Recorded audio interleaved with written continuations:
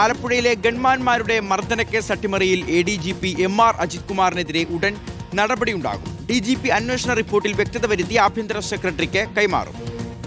SIT റിപ്പോർട്ടിൽ DGP നിയമോപദേശവും തേടിയിട്ടുണ്ട്.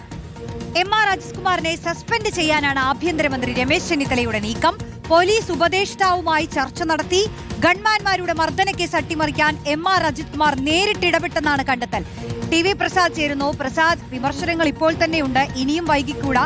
നടപടി എത്രയും പെട്ടെന്ന് എടുക്കുക എന്നുള്ളത് ആഭ്യന്തര വകുപ്പിന്റെ ഒരു ഉത്തരവാദിത്തം എന്ന കണക്ക് മാറിയിരിക്കുകയാണ്. കാരണം ഗൗരവതരമായിട്ടുള്ള കാര്യങ്ങളാണ് അജിത് കുമാർ ചെയ്തിട്ടുള്ളത്. പ്രത്യേകിച്ച് കേസ് അതിന്റെ ഫയൽ തിരുത്തുകയടക്കം ചെയ്തിട്ടുണ്ടെന്നാണ് മനസ്സിലാക്കുന്നത്. ഇപ്പോൾ ഈ മാസം അവസാനം DGP റാങ്കിലേക്ക് പരിഗണിക്കപ്പെടുന്നതിന് മുൻപ് നടപടി, അതല്ലേ ലക്ഷ്യം?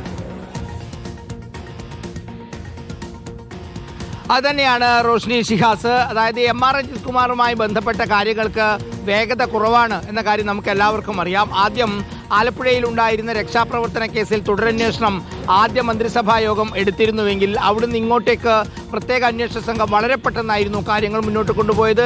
മുൻ മുഖ്യമന്ത്രിയുടെ ഗൺമാന്മാർ അടക്കമുള്ളവർക്കെതിരെ അതിശക്തമായ നടപടി ആ ഘട്ടത്തിൽ തന്നെ സ്വീകരിക്കുകയും ചെയ്തു. പക്ഷേ പിന്നീട് SIT അന്വേഷണം നടത്തി റിപ്പോർട്ട് കൊടുത്ത് ആഴ്ച 2 പിന്നിട്ടിട്ടും അതിലെ പ്രധാന കുറ്റാരോപിതനായ ADGP MR അജിത് കുമാറിനെതിരെ ഒരു നടപടിയും ഇതുവരെ സ്വീകരിച്ചില്ല എന്നുള്ളതാണ്. ഇപ്പോഴും മേശപ്പുറത്ത് വെച്ചിരിക്കുകയാണ് DGP അതിൻ്റെ ഫയൽ. അതിലൊരു തീരുമാനവും എടുത്തില്ല.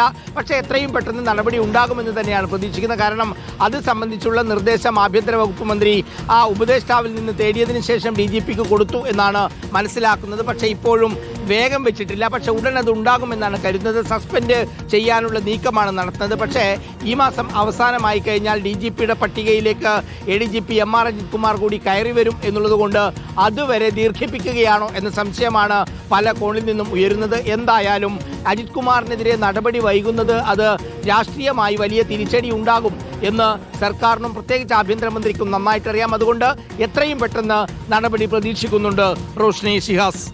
TV പ്രസാദാണ് വിശദാംശങ്ങൾ നൽകിയത്.